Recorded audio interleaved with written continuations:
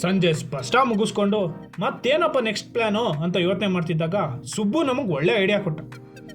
ರಂಗಶಂಕರದಲ್ಲಿ ನಾಟಕ ನೋಡೋದ ಅಂತ. ಕಾಫಿ ಕುಡ್ಕೊಂಡು ಡೈರೆಕ್ಟ್ ರಂಗಶಂಕರದಲ್ಲಿ ಬಂದ್ಬಿಟ್ಟು. ಅಬ್ಬಾ, ರಂಗಶಂಕರದಲ್ಲಿ ನಾಟಕ ನೋಡೋಕೆ ಸಿಕ್ಕಾಪಟ್ಟೆ ಮಜಾ ಬರುತ್ತೆ ಕಣ್ರಿ. ಇವತ್ತು ನನ್ನ ಎಕ್ಸ್ಪೀರಿಯನ್ಸ್ ಸಕ್ಕತ್ತಾಗಿದೆ.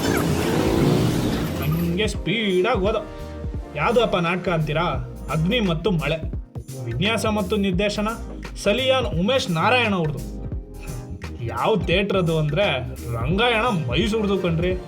ರಂಗಾಯಣ ಮೈಸೂರ್ದು ಅಂದರೆ ಮಸ್ತಾಗಿರುತ್ತೆ ಅಂತ ಎಲ್ಲರಿಗೂ ಗೊತ್ತು. ಹಾಗೆ ನೆಕ್ಸ್ಟ್ ನಾಟಕ ಯಾವುದು ಅಂತ ಹಂಗೆ ಕಣ್ಣಾಗ್ತಿರುವಾಗ ನಮ್ಮ ರಂಗ ಸೌರಭದಿಂದ ಗಂಗಾವತರಣ 9ನೇ ತಾರೀಕು ನಾಟಕ ಮಾಡ್ತಿದೆ. ಎಲ್ಲರೂ ಬಂದು ನೋಡಿ. ಬಾ, ರಂಗಶಂಕರ ಅಂದರೆ ರಂಗಶಂಕರ ಕಣ್ರಿ. ಏನು ಮಸ್ತಿದೆ ಹೇಳಿ. ಲೈಫಲ್ಲಿ ಒಂದು ಸತಿನಾರು ರಂಗಶಂಕರದಲ್ಲಿ ಆ್ಯಕ್ಟ್ ಮಾಡಬೇಕು. ಅಪ್ಪ, ಹೆಂಗಿದ್ರು ಟಿಕೆಟ್ ಫೈನಲ್ ಆಗಿ ಸಿಕ್ತು. ಟಿಕೆಟ್ ತಗೊಂಡು ರಂಗಮಂದಿರ ದಾರಿ ಕಡೆ ಹೊರಟ. ಒಳಗಡೆ ಹೋಗಿ ಕೂತ್ಕೊಂಡೆ ತಡ. ಎಲ್ಲ ಟೆನ್ಷನ್ನು ಬಿಟ್ಟು ನಾಟಕ ನೋಡೋಕೆ ಸ್ಟಾರ್ಟ್ ಆದೋ ಕಣ್ರಿ. ಏನಿತ್ತು ಗೊತ್ತಾ ನಾಟಕ?